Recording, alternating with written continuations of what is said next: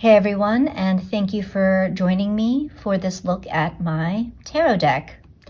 It's been a labor of love that started late last year, and the self-isolation this year has given me the time and the very much welcome distraction of finishing it.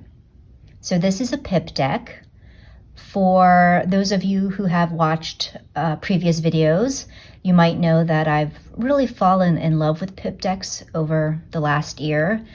And I'm still very much learning, to build my comfort with pip decks and in using them. But I love how my tarot practice has evolved by introducing pip decks into it. I've named my deck the Inspired Soul Tarot.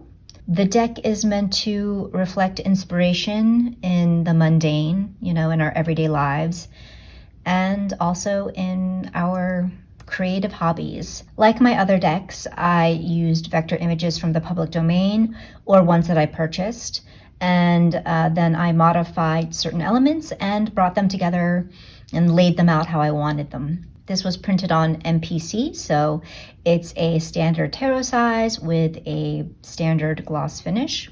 We will now begin the walkthrough. If I go too fast, please feel free to slow the speed down in the settings, but given that this is a pip deck, I'm thinking this shouldn't take too long to do. So here are the backs. I did intentionally make these reversible, even though I don't use reversals anymore, but you never know. One day I might change my mind and start using reversals again, so I figured why not just make the backs reversible.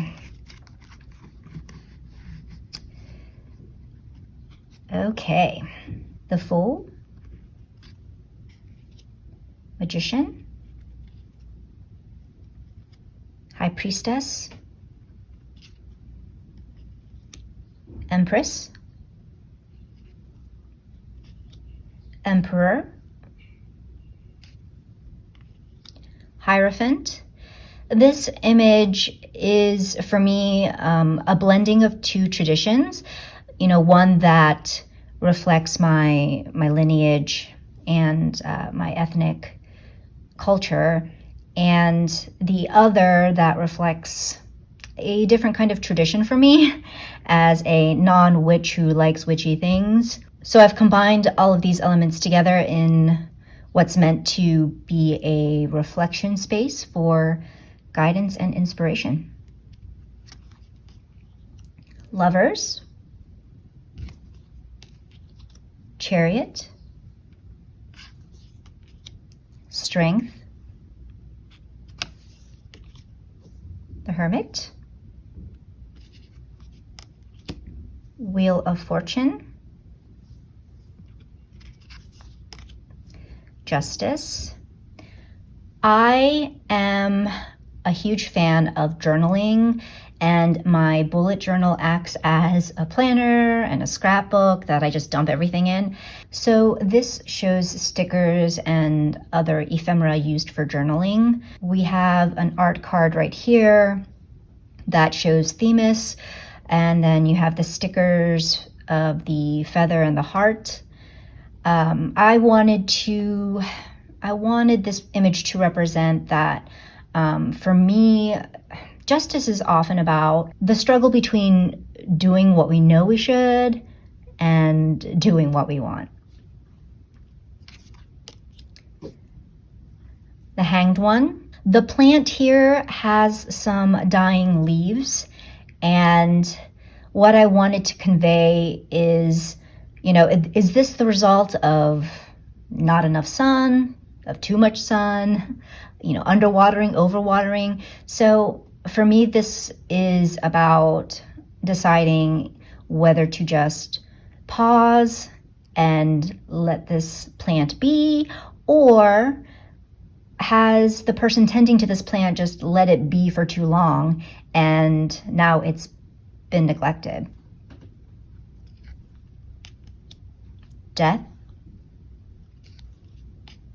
Temperance, Devil. So all of these items can represent a good time some sexy time, or they can represent things that dominate us and that can lead to dependence or trouble. Tower, Star, Moon, Sun. So instead of a creepy baby child, I decided on a picture of the sun drawn by a child. Judgment. And the world. Now here I have two options actually for my personal take on the Happy Squirrel card. None of the decks that I own have a Happy Squirrel card, so I wanted my deck to have one. But then it kind of morphed into this. So if I get this card, then life is good. Now on to the suit of Wands or Fire. For this suit, I used the theme of painting. 2. So I'm going to go through these fast because they're pips. 3, 4, 5, 6, 7, 8, 9, and 10. Now for the quartz, I wanted to pay homage to the traditional RWS images, so the quartz focus on elements that particularly stand out to me when I look at the traditional pixie images. So for the page, what stands out to me is the red feather on his cap, and then also, of course, all of the lizards that are patterned on his tunic. So you have a little lizard hidden in there, or I guess a salamander. So that's the page. The knight. When it comes to the Knight of Fire or Wands, or really any knight in any of the suits, a lot of times I'm not even looking at the knight themselves, but rather the horse, because for each suit, the horse is in a very particular stance, and I just love the stance of this horse where it's reared back on its hind legs, and it's a very powerful pose. So that's what I chose to illustrate here. Queen, I think this is self-explanatory. And of course, I had to have a cat somewhere in my deck. And then King. So the elements that stand out to me in the King of Wands is the pattern of the lion and the lizard that's on the backrest of his throne. So I decided to depict those in a crest. Okay, now on to the suit of cups or water. I chose the theme of wine, which I feel complements the painting theme, especially now that paint night or wine and design events are popular now, where you go somewhere to have fun drinking wine and painting. When I showed Matt this deck, he came to this suit and he was like, "You don't drink alcohol." But I explained, and so he approved. He got it. Ace, 2, 3, 4, 5,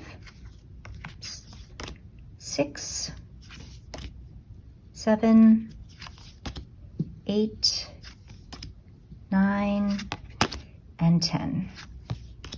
Now for the page, this is a reference to, again, the traditional image with the fish in the goblet, but instead here the fish is in his bowl that happens to resemble a wine glass.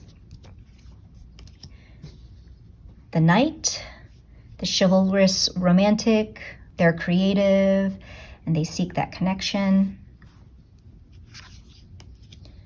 The Queen, I chose a wine and cheese spread here to represent the Queen, to represent their giving nature and wanting to share with other people.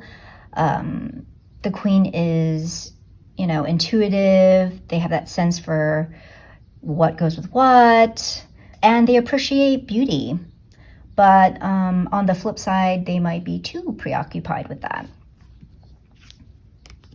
And then the King, who takes care of family, maybe even of the family business, as I've decided to show here. This is a person of honor, a person that respects tradition, and sometimes these things can take a toll.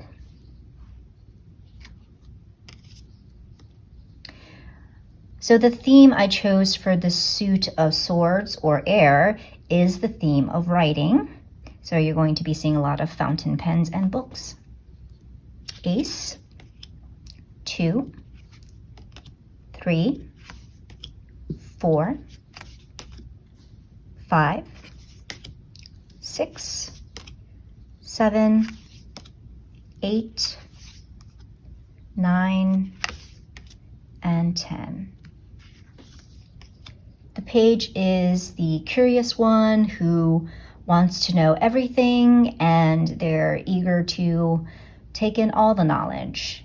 And they are someone who's learning through books, or maybe a newbie to creative writing. The Knight, they are furiously getting their thoughts or their story onto paper.